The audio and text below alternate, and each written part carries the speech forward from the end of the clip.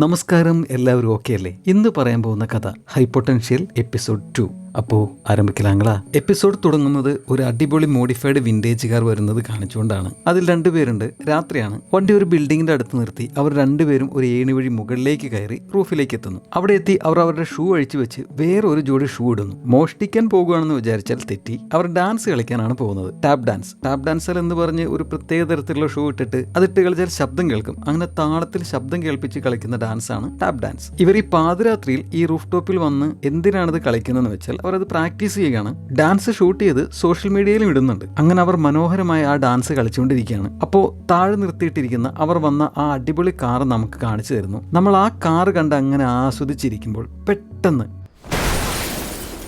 വന്ന് വീണത് കാർ ഓടിച്ചുകൊണ്ട് വന്നവനാണ്. അവന്റെ പേര് ഡാമിയൻ. അവൻ എങ്ങനെ ഈ കാറിന് മുകളിൽ വന്ന് വീണു എന്നാണ് ഈ എപ്പിസോഡ് തെളിയിക്കാൻ പോകുന്നത്. ഇതിൽ സസ്പെൻസിനൊപ്പം ഒരു ട്വിസ്റ്റും കൂടിയുണ്ട്. അവിടുന്ന് കാണിക്കുന്നത് മോർഗന്റെ വീടാണ്. അവൾ റെഡിയായി ചുച്ചുരുമണി ക്ലോയെ എടുത്ത് ഡൈനിങ് ഹാളിലേക്ക് എത്തിയപ്പോൾ ഏവയും എലേറ്റും അവൾക്ക് വേണ്ട ബ്രേക്ക്ഫാസ്റ്റ് ഉണ്ടാക്കിയിട്ടുണ്ടായിരുന്നു. ഇന്ന് മോർഗന്റെ ആദ്യത്തെ ദിവസമാണ് LAPDയിൽ കൺസൾട്ടന്റ് ആയിട്ട്. അപ്പൊ ഏവ അമ്മയോട് ശരിക്കും അവിടെ എന്താണ് ചെയ്യാൻ പോകുന്നതെന്ന് ചോദിച്ചപ്പോൾ കേസുകൾ തെളിയിക്കാൻ പോലീസിനെ സഹായിക്കാൻ പോവുകയാണെന്ന് മോർഗൻ പറയുന്നു. അമ്മയ്ക്ക് അവർ കാർ തരുമോ എന്ന് എലേറ്റ് ചോദിച്ചപ്പോൾ ഇല്ല, പക്ഷെ കിട്ടുന്ന സാലറി കൊണ്ട് നമ്മുടെ കാർ നമുക്ക് തിരിച്ചെടുക്കാൻ പറ്റുമെന്ന് അവൾ പറയുന്നു. അവളുടെ കാർ പണയത്തിലാണ്. പിന്നെ മോർഗൻ ശരിക്കും ഒരു പോലീസുകാരി അല്ല എന്ന് കഴിഞ്ഞ എപ്പിസോഡിൽ പറഞ്ഞല്ലോ. അവളൊരു കൺസൾട്ടന്റ് മാത്രമാണ്. അതാണ് അവൾക്ക് പോലീസ് കാർ കിട്ടില്ല എന്ന് അവൾ പറഞ്ഞത്. ഈ ജോലി ഞാനായിട്ട് നിർത്തിയില്ലെങ്കിലോ അല്ലെങ്കിൽ എന്നെ പറഞ്ഞു വിട്ടില്ലെങ്കിലോ ഫിനാൻഷ്യലി മാത്രമല്ല വേറെ പല രീതിയിലും നമുക്ക് സഹായം ഉണ്ടാവുമെന്ന് പറഞ്ഞിട്ട് അവൾ ഏവയെ നോക്കുന്നു. ഏവ അത് ശ്രദ്ധിച്ചില്ല. അതായത് കഴിഞ്ഞ എപ്പിസോഡിൽ പറഞ്ഞു നിർത്തിയത് ഏവയുടെ അച്ഛൻ റോമനെ കണ്ടുപിടിക്കാൻ സഹായിക്കണമെന്ന് മോർഗൻ ചീഫിനോട് പറഞ്ഞതും ചീഫ് അത് സമ്മതിച്ചതാണല്ലോ. അതാണ് മോർഗൻ ഉദ്ദേശിച്ചത്. അപ്പോഴേക്കും അവൾക്ക് ഡ്യൂട്ടി കോൾ വരുന്നു. കറക്റ്റ് സമയത്ത് ലുഡോ അങ്ങോട്ട് വരുന്നു. അവനാണ് കുട്ടികളെ നോക്കുന്നത്. ചുച്ചുരുമണി ക്ലോയെ അവനെ ഏൽപ്പിച്ച്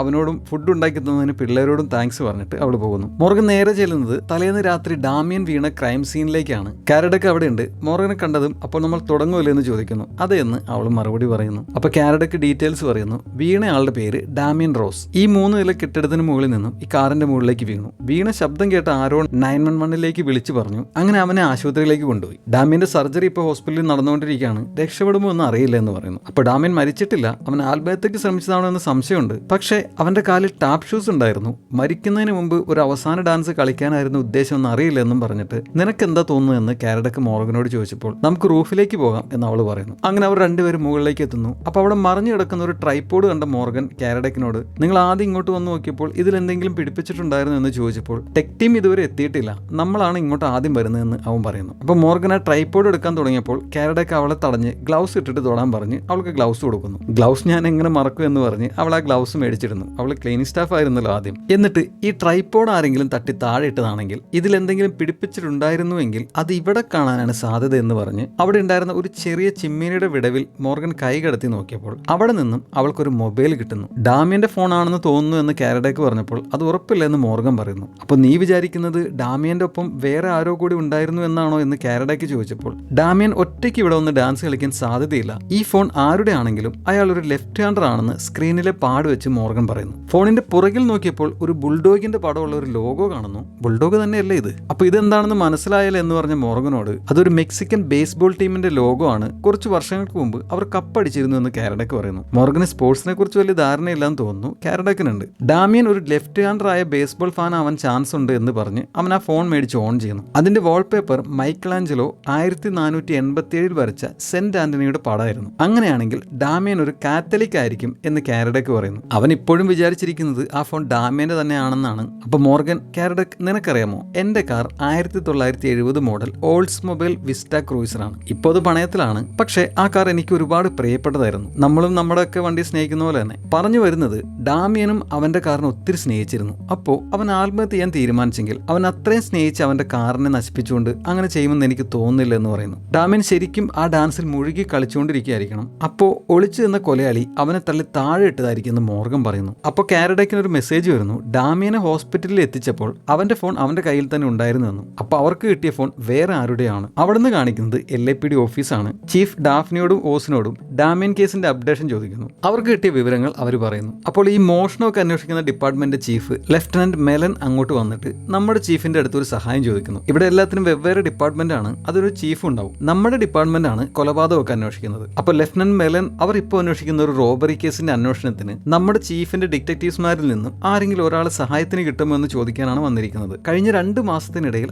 6 ജ്വല്ലറികൾ മോഷ്ടിക്കപ്പെട്ടു. മീഡിയയുടെ അടുത്ത് നിന്നും ക്യാപ്റ്റന്റെ അടുത്ത് നിന്നും മെലണിന് നല്ല പ്രഷർ ഉണ്ട്. അതാണ് നമ്മുടെ ചീഫിന്റെ അടുത്ത് ഇങ്ങനെ ഒരു സഹായം ചോദിച്ചു വന്നിരിക്കുന്നത്. എന്നിട്ട് അയാൾ ഒരു CCTVയിൽ നിന്നുള്ള ഫോട്ടോ കാണിച്ചു കൊടുത്തിട്ട് ആർക്കെങ്കിലും എന്തെങ്കിലും പറ്റുന്നതിന് മുമ്പ് എനിക്ക് ഇവനെ കണ്ടുപിടിക്കണമെന്ന് പറയുന്നു. ഫോട്ടോയിൽ ഒരു ജ്വല്ലറിയിൽ ഒരു ഹുഡി ഇട്ട് വന്ന ഒരാൾ തോക്കൊണ്ട് മേലേക്ക് വെടിവെക്കുന്നുണ്ട്. ആളുകൾ പേടിച്ച് നിലത്തിരിക്കുകയാണ്. തോക്കിൽ നിന്നും പൂത്തിരി പോലെ തീ വരുന്നത് കാണാം. ഇനി ഇതാണോ തീ തുപ്പുന്ന തോക്ക്? അപ്പൊ കാരഡക്കും മോർഗൻ ഓഫീസിലേക്ക് വരികയാണ്. മോർഗൻ റൂഫിൽ പെട്ടെന്നൊരു ഉന്തും തള്ളും ഉണ്ടായപ്പോൾ നമ്മുടെ സസ്പെക്ട് അവിടെ വീണ് അവന്റെ ബാക്കിന് പരിക്ക് പറ്റിയിട്ടുണ്ട് എന്ന് പറഞ്ഞ് അവളൊരു ഫോട്ടോ കാണിച്ചു കൊടുക്കുന്നു. അതിൽ തറയിലുള്ള പാറ്റേൺ ബട്ടക്സിന്റെ അതേപോലെ തന്നെയാണ്. അവർ അതും പറഞ്ഞ് ഓഫീസിലേക്ക് കയറിയപ്പോൾ നമ്മുടെ ചീഫ് അങ്ങോട്ട് വന്ന എല്ലാവരോടുമായി മെലണിന് നിങ്ങളുടെ ഒരു സഹായം വേണമെന്ന് പറഞ്ഞപ്പോൾ അയാൾ ഉടനെ ആരായാലും കുഴപ്പമില്ല, പക്ഷേ ആ ക്ലീനിങ് ലേഡി വേണ്ട എന്ന് പറയുന്നു. അങ്ങനെ ഓസ് ആ ജോലി ഏറ്റെടുത്ത് മെലണിന്റെ കൂടെ പോകുന്നു. അവർ പോയി കഴിഞ്ഞപ്പോൾ ഡാഫിനി ഡാമിയന്റെ സർജറി കഴിഞ്ഞു, പക്ഷെ ലൈഫ് സപ്പോർട്ടിലാണ്, എന്ത് വേണമെങ്കിലും സംഭവിക്കുക എന്ന് പറഞ്ഞപ്പോൾ ചീഫ് എങ്കിൽ നമുക്ക് ഇപ്പോൾ ഇതൊരു മർഡർ കേസായിട്ട് തന്നെ അന്വേഷണം ആരംഭിക്കാം എന്ന് പറഞ്ഞിട്ട് ഡാഫിനോട് ആ ബിൽഡിങ്ങിന്റെ ചുറ്റുമുള്ള CCTV ഫുട്ടേജ് കളക്ട് ചെയ്ത് ആ രാത്രി ആരൊക്കെ അവിടെ വന്നിരുന്നു എന്ന് ചെക്ക് ചെയ്യാൻ പറയുന്നു. കാരഡക്കിനോടും മോർഗനോടും ആശുപത്രിയിൽ ചെന്ന് ഡാമിയന്റെ ബന്ധുക്കളെ കണ്ട് അവൻ ആരെങ്കിലും ശത്രുക്കളുണ്ടോ എന്ന് അന്വേഷിക്കാനും പറയുന്നു. അങ്ങനെ കാരഡക്ക് പുറത്തേക്ക് പോകുന്നു. അപ്പോൾ അവനോട് ഇപ്പോൾ വരെ എന്ന് പറഞ്ഞ് മോർഗൻ ചീഫിന്റെ ക്യാബിനിലേക്ക് ചെന്ന് അവളുടെ കാണാതായ എക്സ് ഭർത്താവ് റോമനെ കുറിച്ച് എന്തെങ്കിലും വിവരം കിട്ടിയെന്ന് അന്വേഷിക്കുന്നു. 15 വർഷം മുമ്പാണല്ലോ അവനെ കാണാതെ പോയത്, അതുകൊണ്ട് അന്ന് എന്താണ് സംഭവിച്ചതെന്ന് പറയാൻ ചീഫ് പറയുന്നു. മൂത്ത മകൾ ഏവ അന്ന് കുട്ടിയായിരുന്നു, അവൾക്ക് ഡയപ്പർ വാങ്ങാൻ പോയതാണ് റോമൻ. മോർഗൻ അവൻ പോയ കാർ നമ്പറും മോഡലും എല്ലാം പറയുന്നുണ്ട്. നിങ്ങൾ തമ്മിൽ എന്തെങ്കിലും ബഹളം ഉണ്ടായോ എന്ന് ചീഫ് ചോദിച്ചപ്പോൾ ഇല്ല എന്ന് മോർഗൻ പറയുന്നു. അവിടെയെല്ലാം ആളുകൾ ഭാര്യയും കുഞ്ഞുങ്ങളെ എല്ലാം ഉപേക്ഷിച്ച് എസ്കേപ്പ് ആവുന്ന പരിപാടിയൊക്കെ ഉണ്ട്, പക്ഷെ റോമൻ ആ ടൈപ്പ് അല്ല എന്ന് മോർഗൻ പറയുന്നു. ഓക്കെ, ഞാനൊന്ന് അന്വേഷിക്കട്ടെ എന്ന് പറഞ്ഞ് ചീഫിന് നന്ദി പറഞ്ഞ് അവൾ പോകുന്നു. അവിടുന്ന് കാരഡക്കിനോടൊപ്പം മോർഗൻ ആശുപത്രിയിൽ എത്തുന്നു. ഡാമിന് ബോധം വന്നിട്ടില്ല. അവർ അവന്റെ അമ്മയോട് ഡാമിന് ശത്രുക്കൾ ആരെങ്കിലും ഉണ്ടായിരുന്നു എന്ന് ചോദിച്ചപ്പോൾ ഇല്ല എന്ന് അമ്മ പറയുന്നു. അവൻ BSB അഥവാ ബോഡി ഷോപ്പ് ബ്രദേഴ്സ് എന്ന് പറയുന്ന ഒരു ഓട്ടോമൊബൈൽ വർക്ക്ഷോപ്പിൽ ജോലി ചെയ്യുന്നതിന് മുമ്പ് വരെ ഒരുപാട് തെറ്റുകൾ ചെയ്തിരുന്നു. പക്ഷേ ആ വർക്ക്ഷോപ്പിൽ അവന്റെ കൂട്ടുകാർ അവൻ ഒരുപാട് സഹായിച്ചു. അങ്ങനെ അവൻ ഒരുപാട് മാറി, ഇപ്പൊ വേണ്ടാത്തൊന്നും ചെയ്യാറില്ല എന്ന് പറയുന്നു. ഈ BSB പണ്ട് കുറ്റകൃത്യമൊക്കെ ചെയ്ത് നടന്നവർക്ക്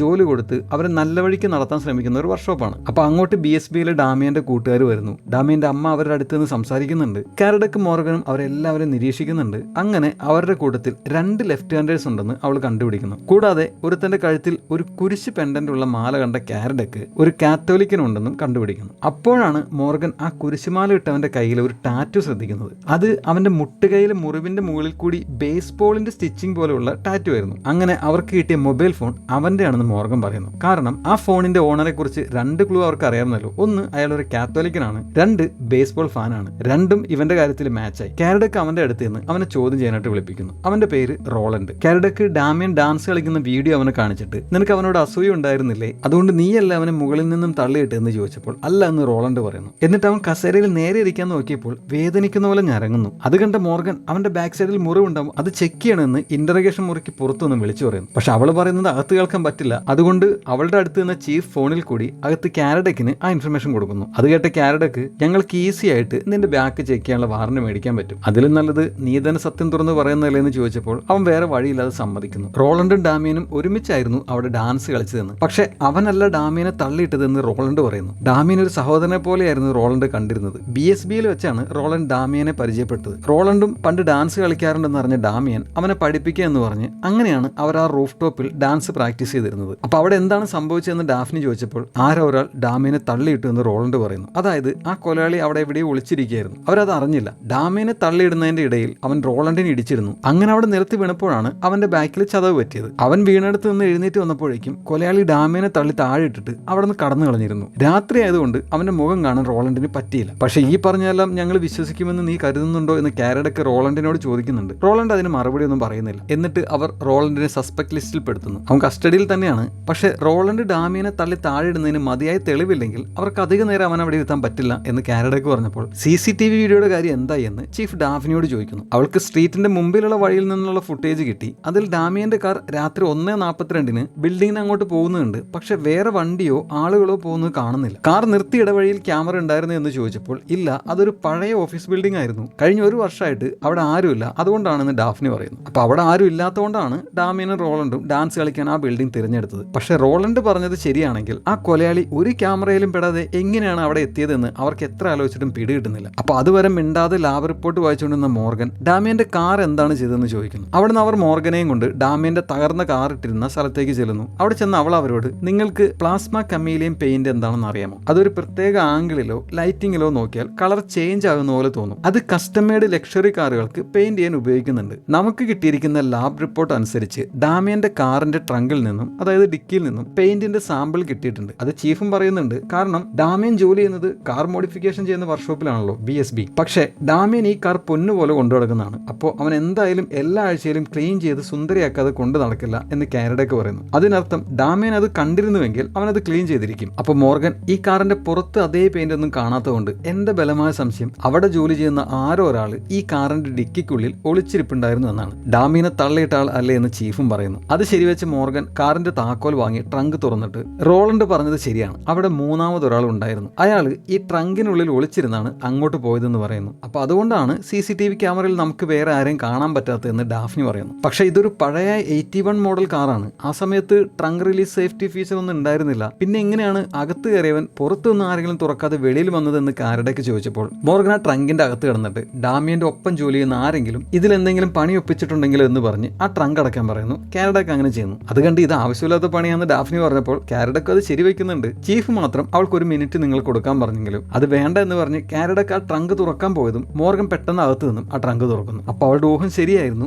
ആരോ അവിടെ ഒരു പണി ഒപ്പിച്ചിട്ടുണ്ട്. അത് കണ്ട് ചീഫ് കാനഡക്കിനോടും മോർഗനോടും BSBയിലേക്ക് ചെല്ലാൻ പറയുന്നു. അങ്ങനെ അവർ BSBയിൽ എത്തുന്നു. പക്ഷേ അവർ അങ്ങോട്ട് ചെന്നത് BSBയിലുള്ളവർക്ക് ഇഷ്ടമായില്ല. കാരണം അവിടെയുള്ള എല്ലാവരും ഒരു മോശം ബാക്ക്ഗ്രൗണ്ട് ഉള്ളവരാണ്. പക്ഷെ ഇപ്പോൾ അതെല്ലാം മറന്ന് നല്ല രീതിയിൽ ജീവിക്കാൻ ശ്രമിക്കുകയാണ്. അപ്പോൾ വീണ്ടും ഒരു പോലീസുകാരൻ വന്നാൽ അവർക്ക് ഇഷ്ടപ്പെടില്ല. ആ ഇഷ്ടക്കേട് കൂട്ടത്തിലുള്ള നോക്സ് എന്ന ഒരുത്തൻ കാനഡക്കിനോട് പറയുന്നുണ്ട്. നിങ്ങൾ ഇങ്ങോട്ട് വന്നത് എന്തിനാണെന്ന് ചോദിച്ച വേറൊരുത്തനോട് ഡാമിയനെ കൊല്ലാൻ ശ്രമിച്ചാൽ ഇവിടെ ജോലി ചെയ്യുന്ന ഒരാളെന്ന് ഞങ്ങൾക്ക് സംശയമുണ്ടെന്ന് കാനഡക്ക് പറയുന്നു. പക്ഷെ അവരത് സമ്മതിക്കുന്നില്ല. അപ്പോൾ മോർഗൻ പെട്ടെന്ന് ഇടയിൽ വന്ന് ഞാനൊരു ഡീൽ പറയാം, നിങ്ങൾ എല്ലാവരും ഇന്നലെ രാത്രി എവിടെയായിരുന്നു എന്ന് പറഞ്ഞാൽ ഞങ്ങൾ ഡാമിയന്റെ കാർ എത്രയും പെട്ടെന്ന് വിട്ടുതരാനുള്ള ഏർപ്പാടുണ്ടാക്കുക എന്ന് പറയുന്നു. പക്ഷെ അതിന് മാസങ്ങൾ എടുക്കുമല്ലോ എന്ന് വേറൊരുത്തം പറയുന്നുണ്ട്. കാരണം കേസിൽ കിടക്കുന്ന കാറല്ലേ, ഒരുപാട് ഫോർമാലിറ്റി ഉണ്ടെന്ന് അവർക്കറിയാം. പക്ഷേ ആ കാർ പെട്ടെന്ന് റിലീസ് ചെയ്ത് കിട്ടിയാൽ ഡാമിയൻ ഹോസ്പിറ്റലിൽ നിന്നും വരുന്നതിന് മുമ്പ് നിങ്ങൾക്ക് ആ കാർ റിപ്പയർ ചെയ്ത് അവന് വേണ്ടി റെഡിയാക്കി വയ്ക്കാൻ പറ്റില്ലേ? നിങ്ങളുടെ സ്ഥാനത്ത് അവനായിരുന്നെങ്കിലും അത് തന്നെ ചെയ്യില്ലായിരുന്നു എന്ന് മോർഗൻ ചോദിച്ചപ്പോൾ ശരിയാണെന്ന് കൂട്ടത്തിൽ ഒരുത്തം പറയുന്നു. അങ്ങനെ മോർഗൻ കാനഡക്കിനെ മാറ്റി നിർത്തി ആ കാർ എങ്ങനെയെങ്കിലും പെട്ടെന്ന് റിലീസ് ചെയ്യാൻ പറ്റുമോ എന്ന് ചോദിച്ചെങ്കിലും കാനഡക്ക് അത് അങ്ങനെയൊന്നും പറ്റില്ല എന്ന് പറയുന്നു. പക്ഷെ നമുക്കതല്ലാതെ വേറെ വഴിയില്ല,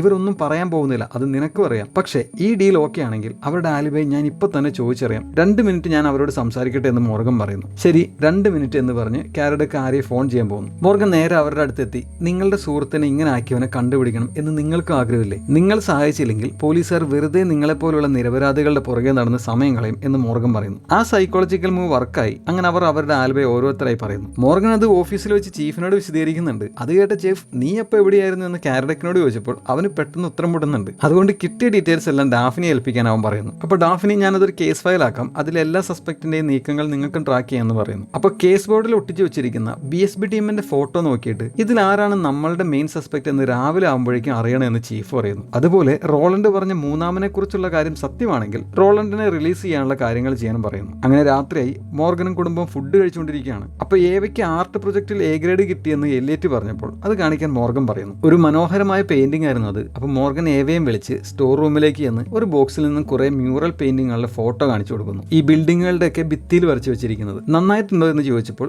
എന്ന് ഏവോ പറയുന്നു. അത് അവളുടെ അച്ഛൻ വരച്ചായിരുന്നു. അമ്മയുടെ ഒരു കഴിവും അവൾക്ക് കിട്ടിയിട്ടില്ല എന്ന് അവൾ ആദ്യ എപ്പിസോഡിൽ സങ്കടപ്പെട്ടിരുന്നല്ലോ. പക്ഷേ അവൾക്ക് കിട്ടിയിരിക്കുന്നത് അവളുടെ അച്ഛന്റെ കഴിവായിരുന്നു. പക്ഷേ ഏവ അത് കേട്ടൊന്നും വല്ലാതെ ഡിസ്റ്റർബ്ഡ് ആവുന്നുണ്ട്. അത് മനസ്സിലാക്കിയ മോർഗൻ റോമിനെ കുറിച്ച് അന്വേഷിക്കാൻ LAPDയുടെ സഹായം വരെ അവൾ ചോദിച്ചിട്ടുണ്ട് എന്ന് പറഞ്ഞെങ്കിലും ഏവ അസ്വസ്ഥയോടെ അവിടെ നിന്നും പോകുന്നു. അച്ഛൻ അവളെ ഇട്ടിട്ട് പോയെന്ന് തന്നെയാണ് അവൾ ഇപ്പോഴും വിശ്വസിക്കുന്നത്. അതിന്റെ ദേഷ്യവും നിരാശയാണ് അവൾക്ക്. പിന്നീട് മോർഗൻ റോമൻ വരച്ച ആ പടങ്ങളുടെ ഫോട്ടോ കണ്ടുകൊണ്ടിരിക്കുകയാണ് അവളുടെ ബെഡ്റൂമിൽ. പെട്ടെന്ന് ചന്ദ്രന്റെ ഒരു ഫോട്ടോ കണ്ട അവള് എന്തോ സ്പാർക്കായി ഉടനെ തന്നെ കാനഡക്കിനെ വിളിച്ച് ഡാമിയൻ വീണ ബിൽഡിങ്ങിന്റെ റൂഫിൽ എത്തുന്നു. അവിടെ എത്തിയപ്പോൾ കാനഡക്ക് അവളോട് നിനക്ക് ഉറക്കം വരുന്നില്ല എന്ന് പറഞ്ഞ് ബാക്കിയുള്ളവരുടെ ഉറക്കം കളയണമെന്ന് ചോദിച്ചെങ്കിലും അത് മൈൻഡ് ചെയ്യാതെ മോർഗൻ കാര്യത്തിലേക്ക് വരുന്നു. ഡാമിയന്റെ അമ്മ അന്ന് ആശുപത്രിയിൽ വെച്ച് പറഞ്ഞത് ഓർക്കുന്നില്ലേ, ഈ ലോകത്തിൽ ആർക്കും ഡാമിയനെ ഉപദ്രവിക്കണമെന്നുണ്ടാവില്ലെന്ന്, അത് ശരിയായിരിക്കണം എന്ന് പറഞ്ഞിട്ട് ഡാമിയനെ കൊല്ലാൻ എത്തിയെന്ന് നമ്മൾ പറയുന്ന ആൾക്ക് ഡാൻസ് കളിച്ചുകൊണ്ടിരുന്ന അവർ കാണാതെ ഒളിച്ചിരിക്കാൻ പറ്റിയ സ്ഥലം എന്ന് പറയുന്നത് ഇവിടെയാണ് എന്ന് പറഞ്ഞ് അവൾ ഒരു AC യൂണിറ്റിന്റെ പുറകുഭാഗം കാണിച്ചു കൊടുക്കുന്നു. അവിടെ ഒളിച്ചിരുന്ന കില്ലർ ഡാമിയൻ ഡാൻസ് കളിക്കുന്നതിന്റെ ഇടയിൽ ബിൽഡിങ്ങിന്റെ വക്കിലേക്ക് എത്തിയതും കില്ലർ പെട്ടെന്ന് അവിടെ നിന്ന് എഴുന്നേറ്റ്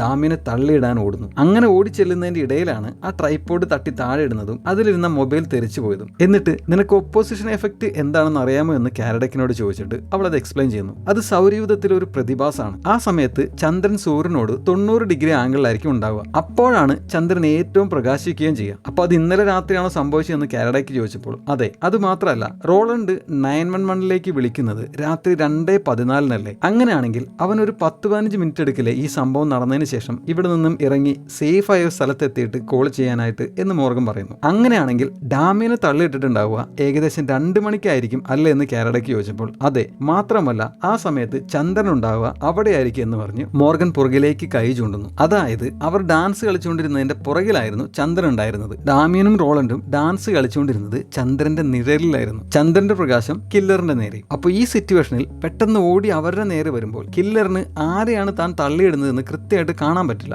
അതായത് നമ്മുടെ കില്ലർ തള്ളിയിട്ടത് ആളെ മാറിയായിരുന്നു. അവൻ ശരിക്കും ഉന്നം വെച്ചത് ഡാമിയനെ അല്ലായിരുന്നു, റോളണ്ടിനെ ആയിരുന്നു. ഇതാണ് എപ്പിസോഡിന്റെ തുടക്കത്തിൽ ഞാൻ പറഞ്ഞ ട്വിസ്റ്റ്. അപ്പോഴാണ് കാനഡയ്ക്ക് പറയുന്നത് റോളണ്ടിനെ കുറെ നേരം മുമ്പ് റിലീസ് ചെയ്തിരുന്നു. ആ കില്ലർ ഒരുപക്ഷെ വീണ്ടും അവനെ കൊല്ലാൻ ശ്രമിച്ചേക്കാന്ന്. അങ്ങനെയാണെങ്കിൽ കില്ലർ അവനെ കണ്ടുപിടിക്കുന്നതിന് മുമ്പ് നമുക്ക് അവനെ കണ്ടുപിടിക്കണം എന്ന് പറഞ്ഞ് അവർ അവിടെ നിന്നും പെട്ടെന്ന് പോകുന്നു. കാറിന്റെ അടുത്തേക്ക് നടക്കുന്ന വഴി ലുഡോയെ വിളിച്ച് ഞാൻ കുറച്ച് ലേറ്റ് ആകും എന്ന് പറയുന്നുണ്ട് മോർഗൻ. അവനെ കുട്ടികളെ ഏൽപ്പിച്ചിട്ടാണ് അവിടെ വന്നിരിക്കുന്നത്. അപ്പോഴേക്കും കാനഡയ്ക്കിന് ഡാഫ്നി റോളണ്ടിന്റെ ഫോൺ നമ്പർ അഡ്രസ് അയച്ചു കൊടുക്കുന്നു. അവനെ വിളിച്ചപ്പോൾ അവനൊരു പാർട്ടിയിലായിരുന്നു. മ്യൂസിക്കിന്റെ സൗണ്ട് വളരെ കൂടുതലായതുകൊണ്ട് കാനഡയ്ക്ക് പറയുന്നത് അവന് ശരിക്കും കേൾക്കാൻ പറ്റുന്നില്ലായിരുന്നു. എന്തായാലും അവൻ വീട്ടിലല്ല ഉള്ളതെന്ന് അവർക്ക് മനസ്സിലായി. നിന്റെ ജീവൻ അപകടത്തിലാണ്, സേഫ് ആയ ഒരു സ്ഥലത്തേക്ക് മാറണമെന്ന് കാനഡയ്ക്ക് പറഞ്ഞെങ്കിലും അവനത് കേൾക്കാൻ പറ്റുന്നുണ്ടായിരുന്നില്ല. പെട്ടെന്ന് കോൾ കട്ടാവുന്നു. വീണ്ടും വിളിച്ചെങ്കിൽ അവന് കിട്ടിയില്ല. കാനഡയ്ക്ക് ഫോൺ ലൗഡ് സ്പീക്കറിലിട്ടായിരുന്നു വിളിച്ചത്. അതുകൊണ്ട് മോർഗനും ആ പാട്ട് കേട്ടിരുന്നു. ആ പാട്ടുകളെല്ലാം 90s പാട്ടുകളുടെ റീമിക്സ് ആയിരുന്നു. അപ്പൊ അന്ന് രാത്രി 90s റീമിക്സ് പാർട്ടി എവിടെയെല്ലാം ആണെന്ന് അവൾ ഗൂഗിളിൽ സെർച്ച് ചെയ്തപ്പോൾ അവൾക്കൊരു അഡ്രസ് കിട്ടി. അങ്ങനെ അവർ അങ്ങോട്ട് ചെല്ലുന്നു. നോക്സ് അവിടെ നിൽക്കുന്നുണ്ട്. അവന്റെ അടുത്ത് നിന്ന് റോളണ്ട് എവിടെയെന്ന് അന്വേഷിച്ചപ്പോൾ ഇവിടെ ഉണ്ടായിരുന്നു, ഇപ്പൊ കാണാനില്ല എന്ന് പറയുന്നു. അപ്പൊ വേറൊരുത്തം വന്ന് ഒരാളെ നിങ്ങൾ ഒരു ദിവസം എത്ര പ്രാവശ്യം അറസ്റ്റ് ചെയ്യുമെന്ന് ചോദിക്കുന്നു. അപ്പൊ കാനഡയ്ക്ക്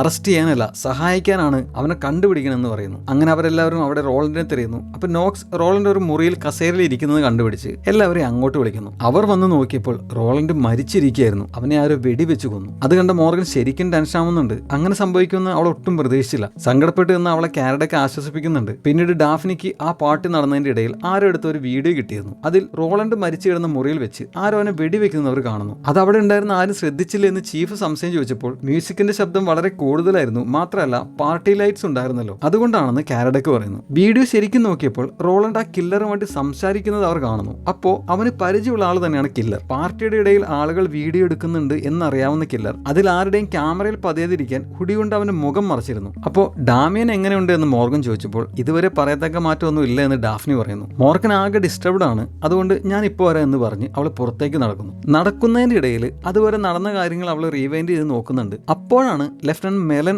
അയാളുടെ ഓഫീസിൽ അയാൾ അന്വേഷിച്ചുകൊണ്ടിരുന്ന ആ ജുവലറി മോഷണങ്ങളുടെ ഫോട്ടോയും കുറെ കാറുകളുടെ ഫോട്ടോയും മറ്റ് ഡീറ്റെയിൽസും കേസ് ബോർഡിൽ ഒട്ടിച്ചു വെച്ചിരിക്കുന്ന അവൾ കാണുന്നത്. അതിൽ ആദ്യം മെലൻ നമ്മുടെ ചീഫിനെ കാണിച്ച ആ ഫോട്ടോ ഇല്ലേ, കള്ളൻ മേലേക്ക് വെടിവെക്കുന്ന ഫോട്ടോ, അതുകൊണ്ടായിരുന്നു. അത് കണ്ട മോർഗൻ ഓഫീസിന്റെ അകത്തേക്ക് ചെല്ലുന്നു. അവിടെ ഓസും ഉണ്ടായിരുന്നു. അവനിപ്പോ ഈ കേസിന് മെലനെ അസിസ്റ്റ് ചെയ്യുവാണല്ലോ. അപ്പൊ മോർഗൻ ഓസിനോട് ഈ ഫോട്ടോയുടെ വീഡിയോ ഇല്ലേ അതൊന്ന് പ്ലേ ചെയ്യാൻ പറയുന്നു. ഓസ് ഉടനെ അത് പ്ലേ ചെയ്യുന്നുണ്ട്. അപ്പൊ മെലൻ ഓസിനോട് നീ ഇപ്പൊ ഇവളുടെ ഓർഡറൊക്കെ അനുസരിച്ച് തുടങ്ങിയെന്ന് ചോദിക്കുന്നുണ്ട്. ചീഫാണെന്നുള്ള മര്യാദ പോലും മോർഗൻ അവന് കൊടുത്തില്ല, പാവം. അപ്പൊ ആ വീഡിയോയിൽ കള്ളൻ മേലേക്ക് വെടിവെച്ചപ്പോൾ തോക്കിൽ നിന്നും പൂത്തിരി പോലെ തീ വരുന്നുണ്ടല്ലോ. അത് കണ്ട മോർഗൻ അതൊരു വളരെ പഴയ തോക്കാണെന്ന് പറയുന്നു. ഓ, അപ്പൊ നീ ഒരു ഗൺ എക്സ്പെക്ട് ആണോ എന്ന് മെലൻ കളിയാക്കി ചോദിച്ചപ്പോൾ മോർഗൻ അല്ല, പക്ഷെ ഞാൻ ഒരു ദിവസം എന്റെ കുട്ടികളെയും കൂട്ടി കറങ്ങാൻ പോയപ്പോൾ ഈ നാടൻ തോക്കുണ്ടാക്കുന്ന കൊല്ലപ്പണിക്കാരുണ്ട്. അങ്ങനെ ഒരാൾ ഒരു നാടൻ തോക്ക് പൊട്ടിച്ചു ഒരു സാമ്പിൾ കാണിച്ചത് അവൾ ഓർക്കുന്നുണ്ട്. ആ തോക്കിൽ നിന്നും വെടി പൊട്ടിച്ചപ്പോൾ ഇതേപോലെ തീ വന്നിരുന്നു എന്ന് അവൾ പറയുന്നു. അപ്പൊ ഇവിടെ എന്താ നടക്കുന്നത് എന്ന് ചോദിച്ച് കാനഡയ്ക്ക് അങ്ങോട്ട് വരുന്നു. അപ്പൊ അവള് കാനഡയ്ക്കിനും അത് കാണിച്ചു കൊടുത്തിട്ട് തോക്കിൽ ഈ സ്പാർക്ക് ഉണ്ടാവുന്നത് തോക്കിന്റെ ബാരലിൽ കോപ്പർ അല്ലെങ്കിൽ ലെഡ് ഇരിക്കുമ്പോഴാണ്. അത് പഴയ തോക്കുകളിലോ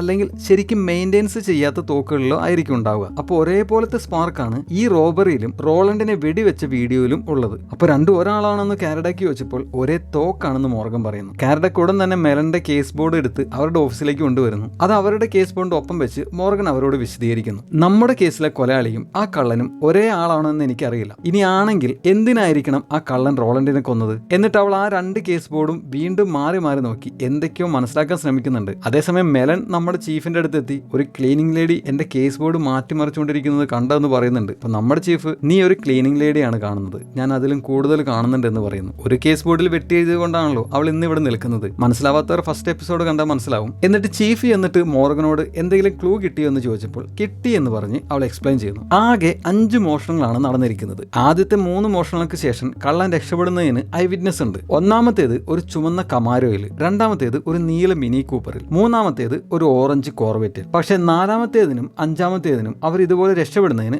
ഐ വിറ്റ്നസ് ഇല്ല. അപ്പൊ ഞാൻ മനസ്സിലാക്കുന്നത് ലാസ്റ്റ് ലാസ്റ്റ് 2 പ്രാവശ്യം കള്ളന് കാർ കിട്ടിയില്ല. കുറച്ചുകൂടി വ്യക്തമായി പറഞ്ഞാൽ അവന്റെ ഡ്രൈവറെ കിട്ടിയില്ല. ഈ ലാസ്റ്റ് മോഷണം നടന്ന 2 ജുവലറിയും തമ്മിൽ ഉള്ള സാമ്യം എന്താണെന്ന് പറയാമെന്ന് മോർഗൻ ചോദിച്ചപ്പോൾ അവർക്ക് ആർക്കും മറുപടിയില്ല. അപ്പോൾ അവൾ ഒരു ക്ലൂ തരാം എന്ന് പറഞ്ഞ് ഒരു ചുവന്ന മാർക്കർ എടുത്ത് മാപ്പിൽ ഒരു ലൈൻ വരയ്ക്കുന്നു. അതുകൊണ്ട് മെലൻ അസ്വസ്ഥനാവുന്നുണ്ട്. അവന്റെ മാപ്പിലാണ് അവൾ വരച്ചത്. അവൾ അങ്ങനെ വരച്ചിട്ടും ആർക്കൊന്നും മനസ്സിലായില്ല. അപ്പോൾ മോർഗൻ, നിങ്ങളിൽ ആരും പബ്ലിക് ട്രാൻസ്പോർട്ട് ഉപയോഗിക്കാറില്ലല്ലേ എന്ന് പറഞ്ഞ് ഇത് മെട്രോയുടെ റെഡ് ലൈൻ ആണെന്ന് പറയുന്നു. ഈ 2 ജുവലറികളും 2 മെട്രോ സ്റ്റേഷന് തൊട്ടടുത്താണ്. കള്ളൻ മോഷണം കഴിഞ്ഞ് അങ്ങനെയാണ് രക്ഷപ്പെട്ടത്.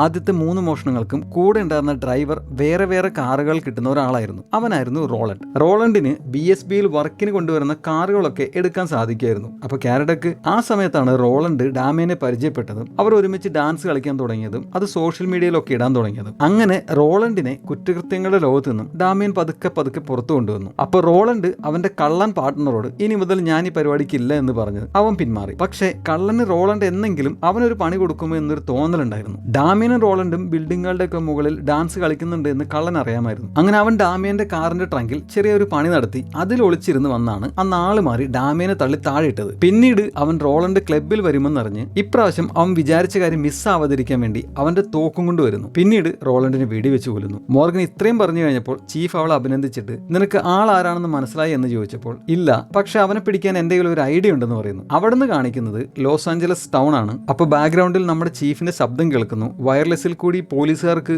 കോഡ് 3 അലർട്ട് കൊടുക്കുകയാണ് ചീഫ്. കോഡ് 3 എന്ന് പറഞ്ഞാൽ എമർജൻസി അലർട്ടാണ്. ഒരു മർഡർ നടന്നിട്ടുണ്ട്, വേഗം എല്ലാ യൂണിറ്റും അങ്ങോട്ട് ചെല്ലാനാണ് ചീഫ് സന്ദേശം കൊടുക്കുന്നത്. അത് കേൾപ്പിച്ചുകൊണ്ടിരിക്കുമ്പോൾ നമ്മുടെ കള്ളൻ അടുത്ത റോബറിക്കായിട്ട് ഹുഡിയൊക്കെ ഇട്ട് മുഖം മറച്ച് ഒരു ബാഗുമായി ഒരു മെട്രോ സ്റ്റേഷനിൽ നിന്നും പോകുന്നത് കാണിക്കുന്നു. അവൻ നേരെ ഒരു ജ്വല്ലറിക്ക് ചെന്നിട്ട് അവന്റെ തോക്കിയുണ്ടി ഹാൻഡ്സപ്പ് പറഞ്ഞതും പെട്ടെന്ന് കാരഡക്കും LAPD ടീം അവനെ വളയുന്നു. അത് അവൻ പ്രതീക്ഷിച്ചില്ല. അങ്ങനെ അവനെ കീഴടക്കി വിലങ്ങ് വെക്കുന്നു. എന്നിട്ട് കാരഡക്ക് ഒന്ന് അവന്റെ മുഖം കാണിക്കുമ്പോൾ അത് BSBയിലെ ജോലിക്കാരൻ ഗ്രിഫായിരുന്നു. അപ്പൊ അവിടെ ഉണ്ടായിരുന്ന മോർഗൻ അവൻ എങ്ങനെയാണ് കുടുക്കിയതെന്ന് അവനോട് തന്നെ പറയുന്നു. അന്ന് കാരഡക്കും മോർഗനും ആദ്യമായിട്ട് BSBയിൽ ചെന്നപ്പോൾ ഗ്രിഫ് അവിടെ ഉണ്ടായിരുന്നല്ലോ. അവന്റെ കണ്ണൊക്കെ ചുവന്നിരിക്കുകയായിരുന്നു. അത് ഡാമിയൻ അങ്ങനെ സംഭവിച്ചുകൊണ്ട് അവൻ സങ്കടത്തിലായിരുന്നുകൊണ്ടായിരുന്നു. പക്ഷേ സങ്കടത്തോടൊപ്പം അവന്റെ കണ്ണിൽ കുറ്റബോധം ഉണ്ടായിരുന്നു. കാരണം ഡാമിയനുമായിട്ട് അവനൊരു പ്രശ്നം ഉണ്ടായിരുന്നില്ല. ആള് മാറി തള്ളിയിട്ടത് അവനൊരു അബദ്ധം പറ്റിയതാണെന്ന്. ഇനി ഇവിടെ അവൻ എങ്ങനെയാണ് കുടുക്കിയെന്ന് വെച്ചാൽ അവനായിട്ട് സ്വയം അങ്ങോട്ട് വന്നതല്ല. പോലീസുകാർ അവന് വെച്ച ട്രാപ്പായിരുന്നു അത്. അവനെ ഇവർ ഇങ്ങോട്ട് വിളിച്ചു വരുത്തിയതായിരുന്നു. അതെങ്ങനെയാണെന്ന് വെച്ചാൽ അവൻ എപ്പോഴും മോഷണം നടത്തിയിരുന്നത് പോലീസ് വയർലെസ്സിൽ കോഡ് 3 മെസ്സേജ് വന്നതിന് ശേഷമാണ്. കാരണം അവനറിയാം ആ സമയത്ത് കൂടുതൽ പോലീസുകാരും എമർജൻസി ലൊക്കേഷനിലായിരിക്കും, വളരെ കുറച്ച് യൂണിറ്റ് മാത്രമേ അവൈലബിൾ ആയിരിക്കുള്ളൂ എന്ന്. പക്ഷേ ഇന്ന് കേട്ട കോഡ് 3 മെസ്സേജ് ഫേക്ക് ആയിരുന്നു. ഇവനെ കൊടുക്കാൻ വേണ്ടി പോലീസുകാർ ഒരുക്കിയ ട്രാപ്പ്. അതിൽ അവൻ കൃത്യമായി വന്നു വീണു. അങ്ങനെ ഇവിടെ വെച്ചാണ് ആളാരാണെന്ന് പോലീസുകാർക്ക് മനസ്സിലാവുന്നത്. അങ്ങനെ ഗ്രിഫിനെ അറസ്റ്റ് ചെയ്തുകൊണ്ട് പോകുന്നു. നമ്മുടെ 2ാമത്തെ കേസും സോൾവ് ആയി. പിന്നീട് അന്ന് രാത്രി ജോലി കഴിഞ്ഞ് മോർഗൻ വീട്ടിലേക്ക് പോകാൻ നിൽക്കുകയാണ്. അപ്പൊ കാരഡാക്ക് വന്ന് നിന്റെ ആദ്യത്തെ ശമ്പളം നേരത്തെ വന്നിട്ടുണ്ട് എന്ന് പറഞ്ഞ് മോർഗൻ ഒരു ചെക്ക് കൊടുക്കുന്നു. അവളത് വിശ്വസിക്കാനാകാതെ തുറന്നു നോക്കുന്നുണ്ട്. അപ്പൊ കാരഡക്കിന് ആശുപത്രിയിൽ നിന്ന് ഒരു കോൾ വരുന്നു, ഡാമിയന് ബോധം വന്നു എന്ന് പറഞ്ഞ്. അങ്ങനെ അവർ രണ്ടുപേരും ആശുപത്രിയിലേക്ക് എത്തുന്നു. അവന്റെ കൂട്ടുകാർ BSB ടീം അവിടെ ഉണ്ട്. ഡാമിയന്റെ അമ്മ കാരഡക്കിനെയും മോർഗനെയും ഡാമിയനെ പരിചയപ്പെടുത്തുന്നു. എന്നിട്ട് ഡാമിയൻ അവന്റെ വിരലണക്കി പതുക്കെ അവന് വീണ്ടും ഡാൻസ് കളിക്കാൻ പറ്റും എന്ന് ഡോക്ടർ പറഞ്ഞു എന്ന് അമ്മ സന്തോഷത്തോടെ പറയുന്നു. ഞാൻ വരുമ്പോഴേക്കും എന്റെ കാർ റെഡിയാക്കി വെക്കാൻ അവന്റെ കൂട്ടുകാരനോട് പറയുന്നുണ്ട് ഡാമിയൻ. എല്ലാവരും ഹാപ്പി. അവിടുന്ന് മോർഗൻ അവളുടെ ആദ്യ ശമ്പളം കൊടുത്ത് പണയം വെച്ച് അവളുടെ വണ്ടി എടുത്ത് വീട്ടിലെത്തുന്നു. കാർ കണ്ട പിള്ളേരും ഹാപ്പി. കുറച്ചു നേരം കഴിഞ്ഞപ്പോൾ ചീഫ് അവളുടെ വീട്ടിലേക്ക് എത്തി ഒരു ഇൻഫർമേഷൻ പറയുന്നു. റോമന്റെ കാറിന്റെ ഡീറ്റെയിൽസ് മോർഗൻ ആദ്യം ചീഫിന് കൊടുത്തിരുന്നല്ലോ. ആ കാറിനെ കുറിച്ച് ചീഫ് ഒരു അന്വേഷണം നടത്തിയിരുന്നു. അതിപ്പോൾ പോലീസ് യാർഡിലാണോ ഉള്ളത്. ആ കാർ മോർഗനും റോമനും ആദ്യം താമസിച്ചിരുന്ന സ്ഥലത്തിന് കുറച്ച് അകലെ നിന്നും റോമനെ കാണാതായതിന് 3 ദിവസത്തിന് ശേഷം പോലീസിന് കണ്ടുകിട്ടിയിരുന്നു. അപ്പോൾ ആ കാറിൽ ഒരു പാക്കറ്റ് ഡയപ്പർ ഉണ്ടായിരുന്നു. അതുകൊണ്ട് ഒരു കാര്യം ഉറപ്പാണ്, റോമൻ നിങ്ങൾ ഉപേക്ഷിച്ച് പോയതല്ല എന്ന് ചീഫ് പറയുന്നു. അത് കേട്ട് നിറകണ്ണുകളോടെ നിങ്ങൾ എന്നെ വിശ്വസിച്ചല്ലോ എന്ന് മോർഗൻ പറയുന്നുണ്ട്. ഇപ്പൊ ചീഫ് റോമൻ എന്താണ് പറ്റിയതെന്ന് നമ്മൾ ഉറപ്പായിട്ടും കണ്ടുപിടിക്കും എന്ന് അവൾക്ക് പ്രോമിസ് ചെയ്തിട്ട് അവിടെ നിന്നും പോകുന്നു. അപ്പോൾ ഇതെല്ലാം ലിവിംഗ് റൂമിൽ സോഫയിൽ കിടന്നിരുന്ന ഏവ കേൾക്കുന്നുണ്ടായിരുന്നു. അപ്പൊ അമ്മ അച്ഛനെ കുറിച്ച് പറഞ്ഞതെല്ലാം സത്യമാണ്. അച്ഛൻ അവളെ ഉപേക്ഷിച്ച് പോയതല്ല. അത് മനസ്സിലാക്കി ഏവയുടെ കണ്ണിൽ നിന്നും കണ്ണീർ ഒഴുകുന്നത് കാണിച്ചുകൊണ്ട് ഈ എപ്പിസോഡ് അവസാനിക്കുന്നു. The end.